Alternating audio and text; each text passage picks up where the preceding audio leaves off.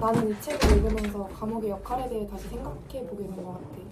단순히 자유를 박탈하는 처벌의 공간이 아니라 수감자들의 변화를 겪도록 유도하는 장치, 그런 거. 특히 육체가 활동하고 정신이 일정한 대상에 몰두할 때 번거로운 상념이 멀어진다는 구절이 정말 인상이 깊었던 것 같아. 그런데 감옥의 이 원리가 사회에도 적용되고 있지 않을까 싶더라. 우리 사회도 사람들을 기계처럼 대하고 있는 것 같아.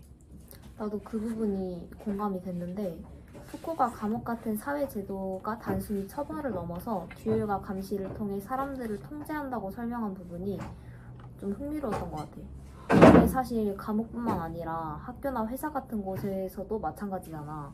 학교에서 학생들이 시험이나 출석 체크 같은 걸로 계속 평가받고 감시받는 그런 것 자체가 푸코가 말한 규율의 한 형태인 것 같아. 맞아. 그런 점에서 나도 내가 사회 속에서 기계화된 개인 중 하나라는 생각이 들더라. 감옥뿐만 아니라 사회 자체가 그렇게 사람들을 통제하려고 한다는 게 좀 무섭기도 했던 것 같아. 그게 진짜 복잡한 문제인 것 같아. 사실 사회에서는 법과 제도는 감정을 다루는 방식도 중요한데 감정은 법적 판단에도 영향을 미치잖아. 범죄자가 어떤 죄를 저지르냐에 따라 사회의 감정적 반응이 다르고 그게 처벌이나 교정 과정에도 큰 영향을 미치는 것 같았어. 감정을 통제하는 방식도 결국 사회가 사람을 규율하는 방법 중에 하나라고 생각했어, 나는. 맞아. 감옥이 사회와 비슷하게 사람을 규율하고 특정 행동을 강요한다는 점에서 공통점이 있는 것 같아. 그런데 감옥의 역할을 교화로만 보기에는 한계가 있는 것 같아. 감옥이 오히려 범죄자를 더 낙인을 찍고 재범 가능성을 높이는 구조인 것 같다고 생각을 하기도 했어.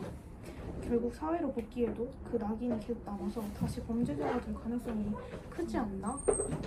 그런 것 같아. 감옥이 오히려 범죄자를 더 멀리 사회와 분리시키는 역할을 하기도 하는 것 같아. 그래서 나도 고민이 됐던 게 범죄자를 철저히 사회로부터 격리하는 게 맞는 걸까? 아니면 좀 더 사회와 가까운 공간에서 이들을 다루는 게 더 나은 방법일까? 솔직히 나도 주변에 범죄자가 당연히 없었으면 좋겠다라는 생각이 드는데 그게 현실적으로 가능한 일일까? 나도 약간 같은 고민을 했는데 감옥이 사회로부터 멀리 떨어져 있고 또 범죄자를 격리시키는 건 불가피한 면이 있는 것 같아. 하지만 감옥이 정말 교화의 역할을 하는지도 약간 의문이 들었어. 푸코도 감옥이 결국엔 규율과 감시를 통해 사람들을 통제하는 곳이라고 말했는데 그래서 범죄자들이 사회를 복귀할 때도 여전히 낙인을 가지고 있다는 게 문제인 것 같아. 나도 동의해. 결국 감옥이든 학교든 아니면 직장이든 우리는 다 이런 규율의 틀 안에서 움직이고 있다고 생각을 해. 그래서 범죄자들은 무조건 격리시키는 대신에 사회 안에서 좀 더 인간적으로 다룰 수 있는 방법이 있지 않을까? 교정주의가 이런 면에서는 더 긍정적인 효과를 낼 수 있을 것 같다고 생각을 했어. 그치. 감정적인 요소까지 포함해서 사회가 범죄자들을 어떻게 대하는지 또 법과 감정이 서로 어떻게 얽혀있는지를 고민해볼 필요가 있는 것 같아. 법적 판단이 단순히 감정에서만 비롯된 건 아니지만 감정이 배제될 수 없는 것도 사실이잖아. 그럼 결국 우리가 동의하는 지점은 우리가 사는 사회도 결국 감옥과 다를 바 없다는 걸까?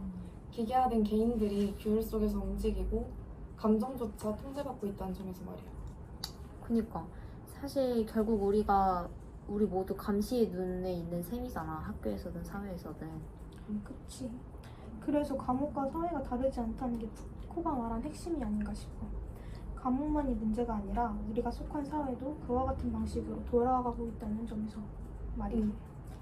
나도 그런 생각이 들었어.